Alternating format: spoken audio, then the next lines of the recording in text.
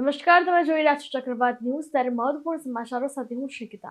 મહત્વપૂર્ણ સમાચારોમાં જે વાત કરશું તો ટેકાના ભાવે મગફળીની ખરીદીના શ્રી ગણેશ થયા છે।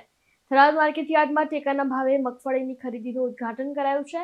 ત્યારે 11 ખેડૂતોને મેસેજ કરીને 3 ખેડૂતોની મગફળી લઈ પીએમસી પહોંચી આવ્યા। સંઘ ચેરમેન સહિત ખેડૂતો એકબીજાની મોઢું મીઠું કર્યું અને ખેડૂતોની મગફળીની ખરીદી પણ કરી।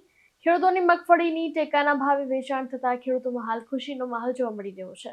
ભારત સરકાર દ્વારા ખેડૂતોને જ્યારે બજાર ભાવ ખૂબ નીચો થાય ત્યારે પોષણ ભાવ તરીકે સરકારે 1363 રૂપિયાના ભાવથી ક્વિન્ટલના ભાવથી ખરીદ કરવા માટે અને ખેડૂતો અત્યારે થરાદ તાલુકાની અંદર અંદાજે 12,200ની નોંધણી થયેલી છે અને એક ખેડૂત મહત્તમ 2500 કિલો મગફળી તોલવાની છે, જેનાથી ખેડૂતોને બજાર ભાવની મોટો ટેકો મળશે અને બજાર નીચા ભાવ થતો અટકશે।